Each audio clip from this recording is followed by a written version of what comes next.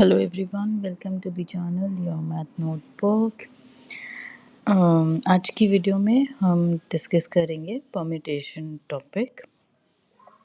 ये topic class 11th में बहुत ज़रूरी होता है एंड उसके फर्दर आप कोई भी कॉम्पिटिटिव एग्ज़ाम्स देते हो, एनडीए, जेई, एसएससी, बैंकिंग, हर जगह पूछे जाते हैं।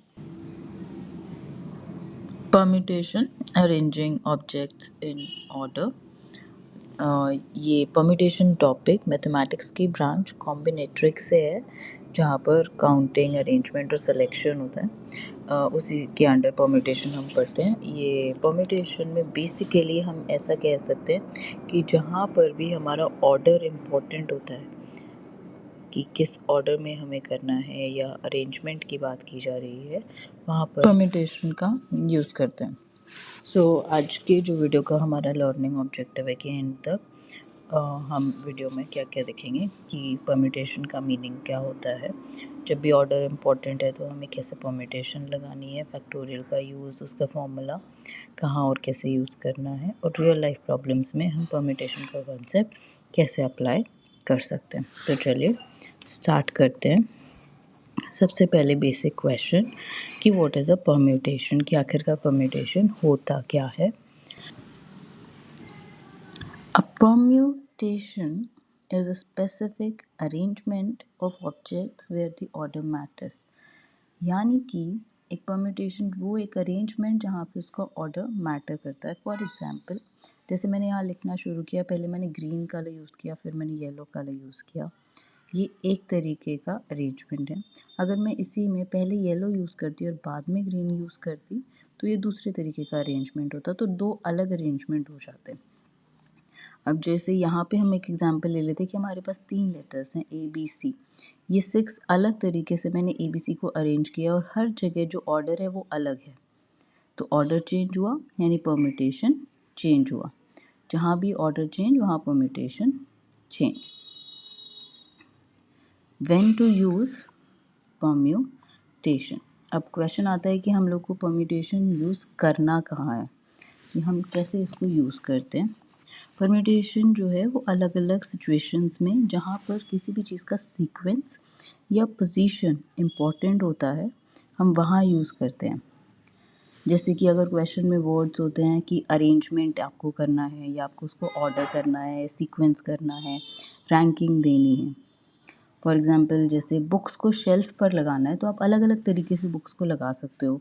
स्टूडेंट्स को लाइन में बिठाना होता है तो आप उसके लिए भी अलग अलग ऑर्डर्स फॉलो कर सकते हो। डिजिट्स से नंबर बनाने हैं, तो बेसिकली अगर ऑर्डर इम्पॉर्टेंट होता है तो वहाँ पर हम परम्यूटेशन यूज़ करते हैं। जहाँ ऑर्डर सीक्वेंस अरेंजमेंट की बात आई वहाँ पर हमें परम्यूटेशन का यूज़ करना है। अब जब हम परम्यूटेशन यूज़ कर रहे होते हैं तो उसमें एक कंसेप्ट आता है फैक्टोरियल कंसेप्ट, क्योंकि उसके फॉर्मूला में फैक्टोरियल है। तो फैक्टोरियल जो होता है एक तरह से परम्यूटेशन का फाउंडेशन है।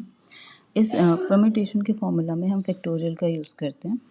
फॉर्मूला भी हम आगे डिस्कस करेंगे, पहले फैक्टोरियल समझ लेते हैं कि अगर कोई भी नॉन नेगेटिव इंटीजर है वो n हम कंसिडर करते हैं, तो अगर उसका फैक्टोरियल हमें डिनोट करना है तो that is represented as this n factorial.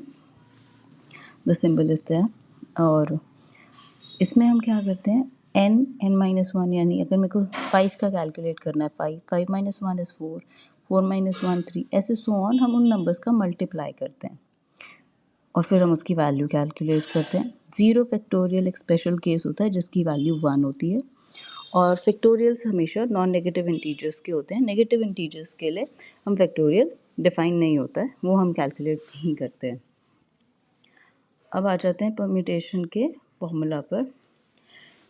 Permutation of n objects, यानी कि अगर मेरे पास n ऑब्जेक्ट्स अवेलेबल हैं और मुझे एक टाइम पर r ऑब्जेक्ट्स को अरेंज करना है, तो उसके लिए मैं क्या फॉर्मूला यूज़ करती हूँ। फॉर्मूला होता है NPR, यानी कि n factorial divided bye n minus r factorial. n total objects, कि मेरे पास टोटल इतने ऑब्जेक्ट्स अवेलेबल हैं जहाँ से मैं चूज़ कर सकती हूँ। r यानी सिलेक्टेड ऑब्जेक्ट्स, कि मैं एक टाइम पर इतने ऑब्जेक्ट सेलेक्ट कर रही हूँ।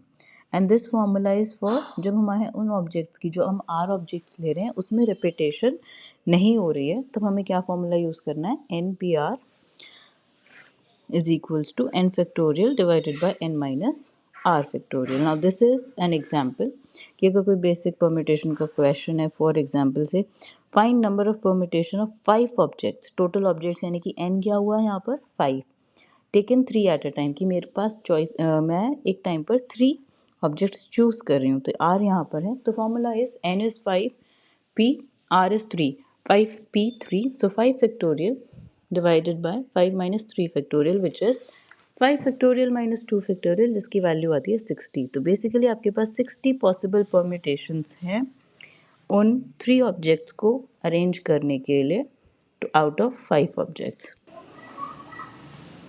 अब next special case that is arranging all objects, कि आपको जो क्वेश्चन है वहाँ पर सभी ऑब्जेक्ट्स को अरेंज करना है। एक नंबर ऑफ चॉइस नहीं है कि सिर्फ इतने ऑब्जेक्ट्स लेने हैं, हमें सारे ही ऑब्जेक्ट्स को लेकर अरेंजमेंट करनी है, यानी कि जो हमारा आर है वो एन के बराबर है कि हम सारे ऑब्जेक्ट्स को अरेंज कर रहे हैं। तो वहाँ पर हम क्या करते हैं, वहाँ पर हम फॉर्मूला यूज़ करते हैं, आर की जगह एन रिप्लेस कर दो तो फॉर्मूला आएगा N P N which is N factorial. जैसे कि अगर आपके पास 4 बुक्स हैं जिसको आपको अरेंज करना है शेल्फ पे, तो कितने अलग तरीके से हम अरेंज कर सकते हैं, 4 फैक्टोरियल, यानी कि हम 24 अलग तरीके से उन 4 बुक्स को शेल्फ पर अरेंज कर सकते हैं। अब जो नेक्स्ट फार्मूला परम्यूटेशन में इंपॉर्टेंट होता है, जब हमें ऑब्जेक्ट्स रिपीट करने हैं, यानी कि हमें रिपीटेड ऑब्जेक्ट्स दिए होते हैं, जब कुछ ऑब्जेक्ट्स सेम होते हैं तब फार्मूला चेंज हो जाता है। फार्मूला क्या होता है, N factorial divided by P factorial Q factorial R factorial. ये पी क्यू आर फैक्टोरियल जो है ये, यानी कि अगर पी ऑब्जेक्ट्स एक जैसे हैं तो हम p फैक्टोरियल से उसे डिवाइड करेंगे, q ऑब्जेक्ट्स एक जैसे हैं तो q फैक्टोरियल से डिवाइड करेंगे, जितने ऑब्जेक्ट्स एक जैसे हैं उतने फैक्टोरियल से हम डिवाइड करेंगे। जैसे जो मैंने वर्किंग एग्जांपल यहाँ पर लिया है वो है वर्ड बलून का। बलून में जो टोटल लेटर्स हैं 7, यहाँ पर लेटर L 2 बार रिपीट हो रहा है और लेटर O भी 2 बार रिपीट हो रहा है। तो अगर मुझे बलून की परम्यूटेशन कैलकुलेट करनी है तो मैं कैसे कैलकुलेट करूँगी, फॉर्मूला यही लगाएंगे हम एन फैक्टोरियल। यहाँ पर 2 ही लेटर्स का रिपीटेशन है तो हम P factorial into Q factorial ही करेंगे। So 7 factorial total N factorial, N यहाँ पर 7 था टोटल लेटर्स, एन फैक्टोरियल को डिवाइड करेंगे, p की repetition 2 times 2 factorial into q की रिपीटेशन 2 टाइम्स 2 फैक्टोरियल, तो 7 factorial is 5040, 2 factorial into 2 factorial is 4, so this divided by 4 is 1260.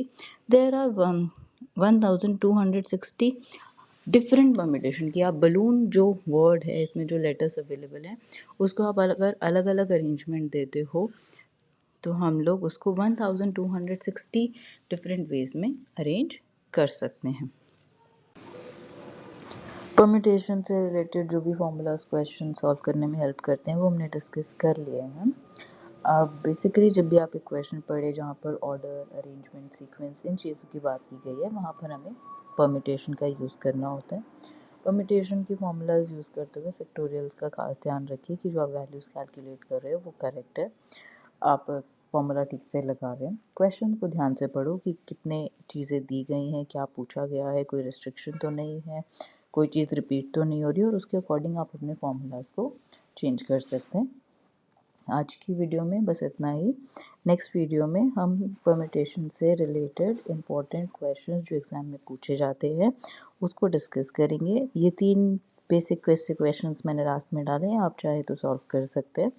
अब हम मिलेंगे नेक्स्ट वीडियो में। वीडियो अच्छी लगी हो तो please do like share subscribe. Thank you.